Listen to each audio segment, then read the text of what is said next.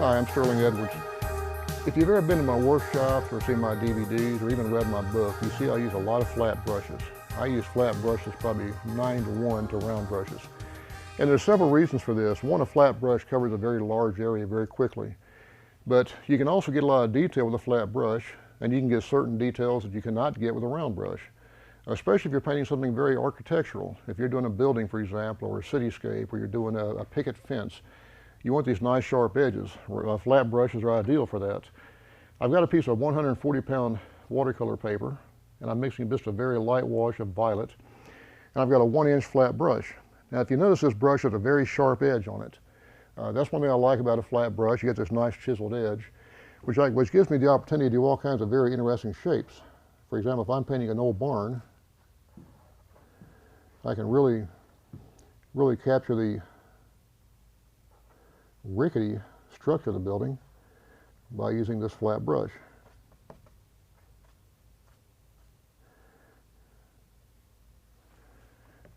That's just one color in a flat brush. Now I can take the same brush and just stipple a little bit. I can put a little bit of texture on the sheet metal on top of the barn. I can come in and put a little bit darker value up under the eaves of the barn. Same color, just a little darker value.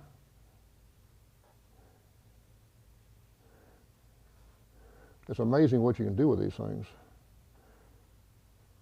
Here's a little fence.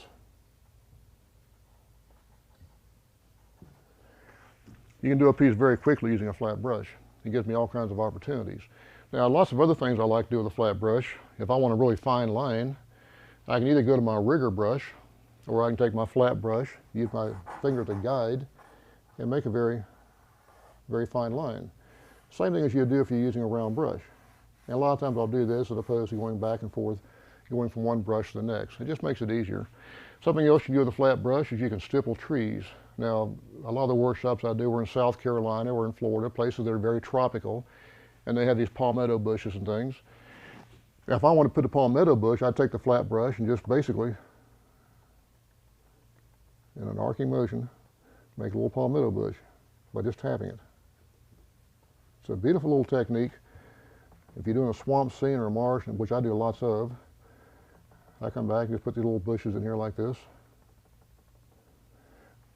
You can get some wonderful textures. It would take 5 times longer to get that same bush using a rigger, and it wouldn't be quite as loose or expressive as I can get by just using this flat brush and just tapping it and pivoting as I go. So there's a lot of things you can do with a flat brush. Next time you're in the art supply store, buy a few of them. Get a 1/2 inch or 1 inch, or even a 2-inch flat. And just sit down one day, put on a pot of coffee, and just play with a flat brush and see what you can do with it. Practice doing these little architectural things like I'm doing right here, and just see how much fun it is. This is starting to dry a little bit, so now I can put a door and put some windows. I can put all kinds of stuff in this little piece and make a little, pretty interesting little painting out of it, aside from that palmetto bush, of course. But it's fun to play with, and I think you'll enjoy it. The round brushes are wonderful if you want to paint the trees. They're really fantastic for that. And a lot of times what I do on a piece is I'll do my flat brush for most of the technique. Then I'll come in with a round brush and put a few suggestions of twigs, bushes, grass, or something, just to give it a little variety of texture and a variety of shapes. So try the flat brush, you'll have fun with it, and I hope this will help you. Just a quick tip.